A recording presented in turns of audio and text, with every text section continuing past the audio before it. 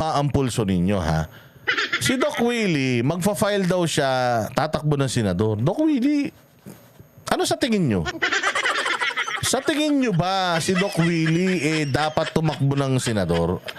Yung totoo lang, yung totoo, walang halong katarantaduhan, kasi Doc Willie, sabi mo kasi ganito. Sabi mo kasi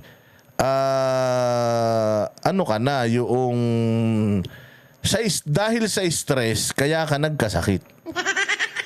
Dahil na-stress ka ng sobra-sobra kaya umatake yung sakit mo at na lumala yung sakit mo. Bakit ka pa magsisenador?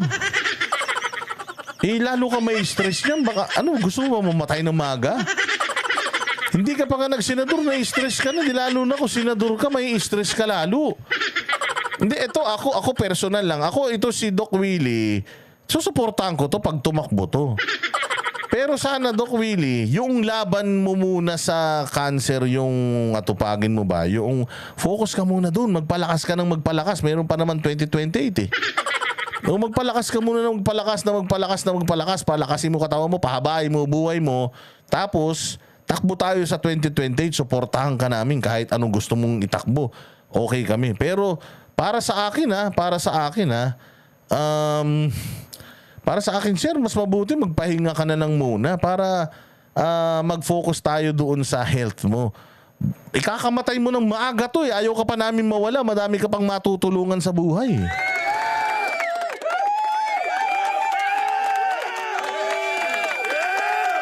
Gusto niyang baguhin ang health system natin, Boss Dada. Naiinggit siya sa Singapore. Totoo naman yun. Pero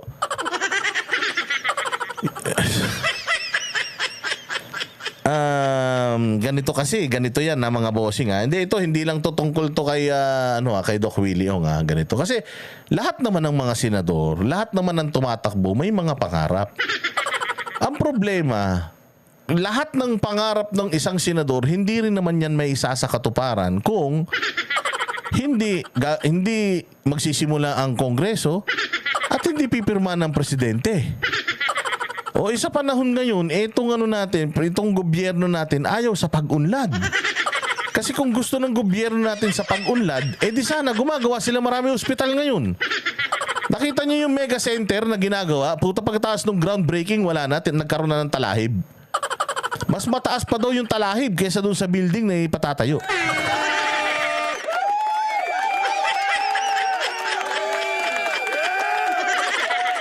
Di ba? Sabi ni Rebecca, Boss Dada, let him sa akin akin lang. Kung kayo gusto niyo siyang tumakbo, kasi pag tumakbo to, iboboto ko to. Ako personal na opinion ko lang, kung maaari sana, mas magpalakas na lang si Doc Willie kasi mas matindi itong battle sa cancer Kasi hindi niya lalong maisa sa katuparan yung mga plano niya sa Pilipinas kung maaga siyang maditegi dahil sa stress.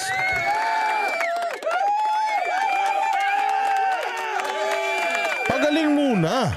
Kasi siyempre si Doc Willie is just one person. Si Robby Padilla, ang dami din pangarap sa Senado. Ano na nangyari? Hindi ba hindi nga mag-push through?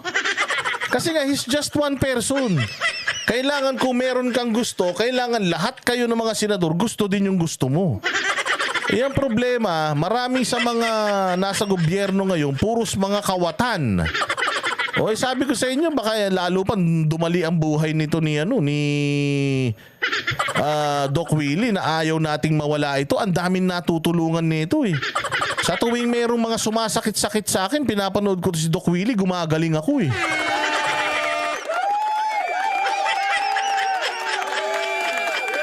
Hindi, sa akin lang yun Kung gusto niyo siyang tumakbo, okay lang, tatakbo siya talaga Hindi ko naman kumbinse. Ang sa akin lang is personal na opinion. Pag tumakbo to, iboboto ko to. Kaysa naman iboto ko si Amy Marcos, ito na iboboto ko. Kasi alam ko, ang puso nito na sa tao. Hindi ko lang alam. At sana naman, kung halimbawa tumakbo to at manalo, sana naman, Panginoon, pahabain mo buhay ni Doc Willie. Siguro mga 200 years para bawing-bawi.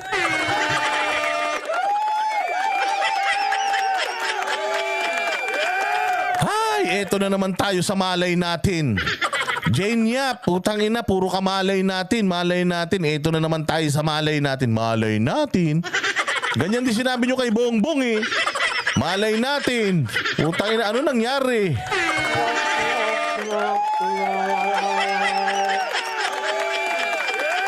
Hindi kasi, di ba sabi niya, kaya ako nagkasakit dahil sa stress, masyado kong dinamdam yung mga bashing. Puta, pag naging politika ka, mas maraming bashing.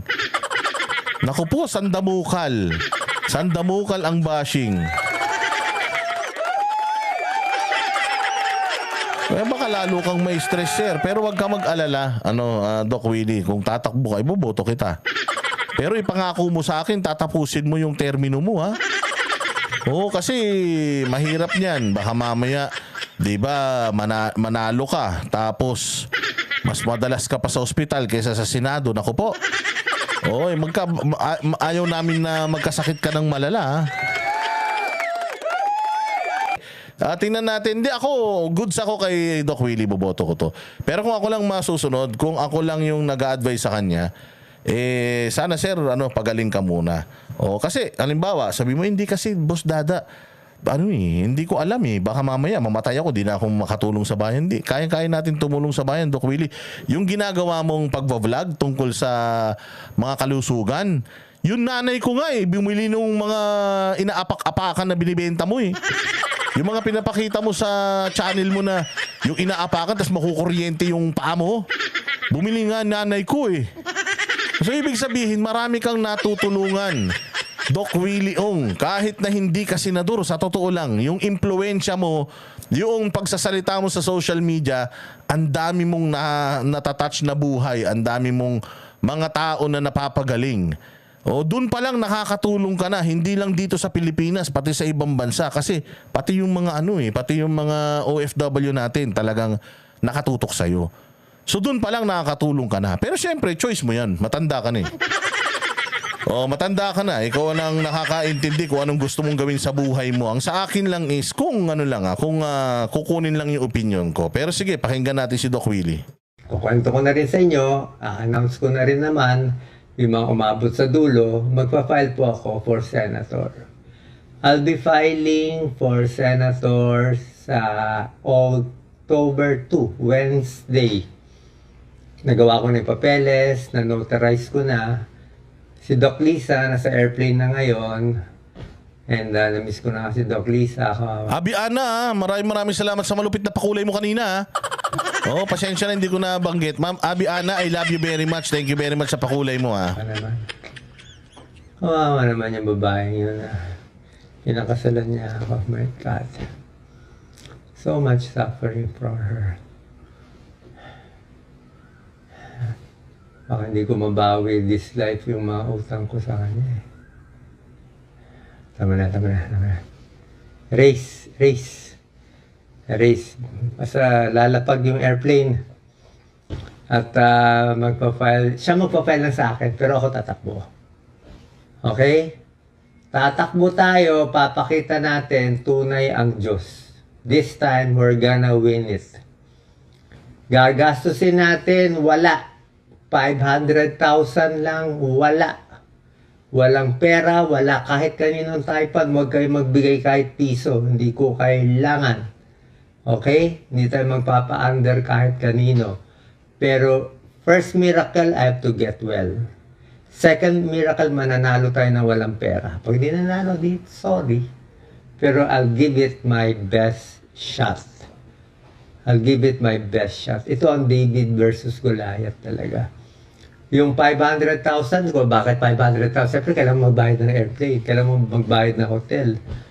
Diba? Yun naman minimum. Lalabanan natin yung mga bilyon. Lalabanan natin yung may mainstream.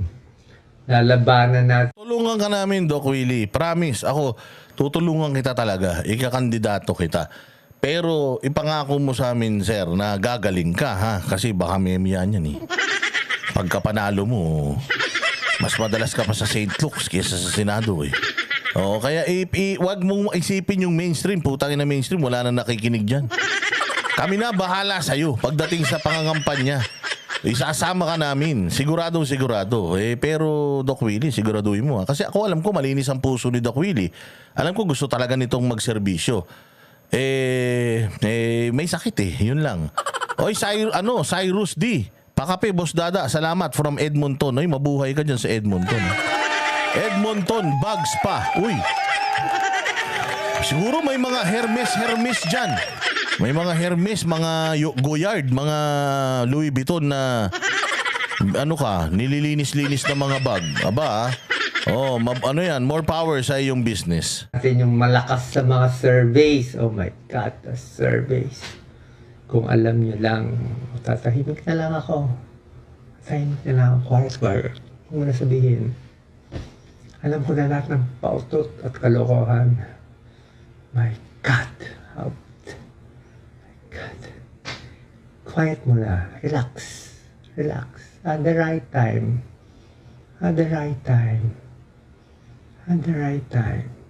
They will know. Mahirap. Pero I'll do it the cleanest way. Hindi tayo connected kahit yan. Hindi tayo admin. Hindi tayo Duterte. Hindi tayo opposition. Wala lang. Ako lang mag-isa. This is me. No one else. Me and God straight. If they help me, thank you. Pag hindi, thank you. Wala ako. Ito coming from Nanay Morning Joe Pag may cancer ka, dapat hindi ka na-expose sa maraming tao. Dapat magpahinga muna siya at magpagaling. Ako, personally, yun yung reservations ko. I have nothing against Doc Willie. Doc Willie will definitely serve if he's well and strong and healthy. But if he is weak and sickly and battling cancer, I don't think he's gonna be an effective senator if ever he's gonna win sa state na to. So, ang hirap Ang hirap na iboboto mo siya kasi nga naaawa ka lang sa kanya versus magpahinga na lang siya. So, hindi ko alam. Ang hirap talaga timbangin nito. Oo, iboboto mo ba siya o hindi? Kasi, halimbawa, binoto mo siya tapos medyo talagang lumala yung sakit niya and then, wag naman sana, mawala siya. O, sabagay, mapapalitan naman siya. O, hindi ko alam. Hindi ko talaga alam. Ako, mas gusto ko talaga magpahinga si Doc Willie. Sa totoo lang mas gusto ko magpahinga si Doc Willie. Utang, wala akong hinihingi. Gusto ko ba tumulong? Why not? Diba? Walang kapalit. Total, talo na naman ako What have I got to lose? Sa mga hindi nakakaintindi, pagbigyan nyo na naman si Doc. Alam niya ito mission niya sana. Huwag naman kayo magmamarunong. Kayo pa mas marunong yung buhay. Sabagay, oo nga naman, buhay mo nga naman yan. Di sa amin lang naman, Doc. Kung ako lang ang masusunod. Pero syempre, ikaw pa rin yan. Syempre, alam mo naman, love ka namin Doc, sige, go. Takbo ka, sana manalo. Kaya hindi ko naman pinapakailaman Kung anong paaral mo sa anak mo, okay naman sa akin feeling niya yun ang mission niya, tulungan kayo Pagbigyan mo na. Gusto niya maging martyr Pagbigyan na siya. Okay. Ayun.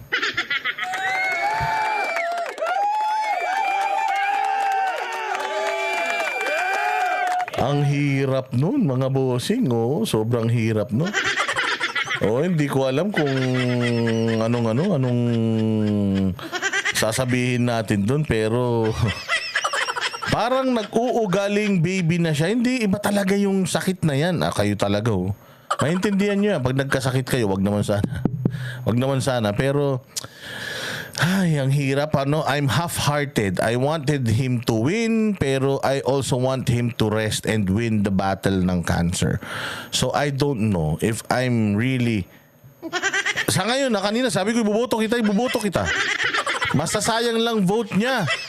Sabi ni Roy Banares, but sa kanya, isang accomplishment yon kagaya ni Miriam Defensor, pero kung makaiwas siya, okay yan. Gusto niya yun Oo nga naman. Gusto niya yung buhay niya yun Pero, bigla, kung nung nakita ko siyang nagsasalita ngayon na parang ngayon pa lang medyo nahihirapan na siya, what more kung hindi to magiging magaling for what? Until May? Matagal na laban to. Matindi yung sakit nito ni Doc Willie. So, part of me wants to vote for him because he has a good heart, and part of me doesn't want to vote for him because I want him to win his battle sa cancer. So, I'm 50-50. Okay, let's just say it that way.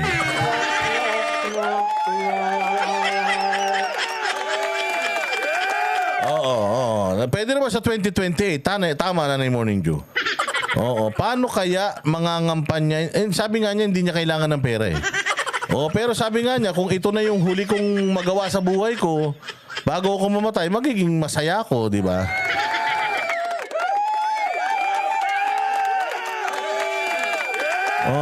Ay nako.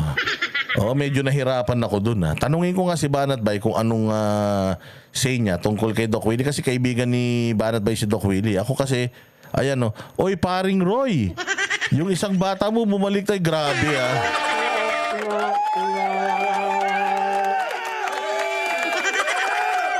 Banat, ano ka dito kay Doc Willie? Kasi ikaw bilang kaibigan, kasi alam ko talagang sobrang close kayo eh. Ako kasi 50-50. Oo. Kalahati gusto kong siyang iboto, kalahati ayaw ko kasi mas gusto ko siyang humaba buhay niya. Ano sa tingin mo? Ano sa tingin mo, Banat Bay? Saan ka doon? Pero, nakita ko to si Larry Gadon tatakbo din, putra, nakakaawa, no? Oy, Larry Gadon, bobo! Bakit hindi ka kinuha ni Bongbong sa ticket niya? Wala ka bang silbi?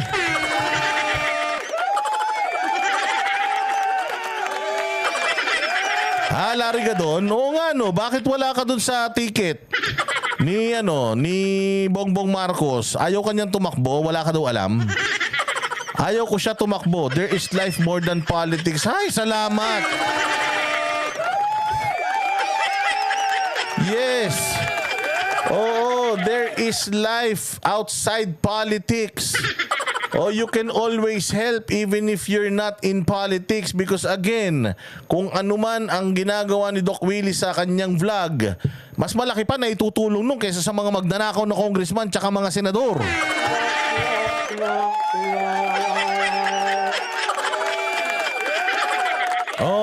Diyos me, iba talaga ang wisdom ni Banat Bay.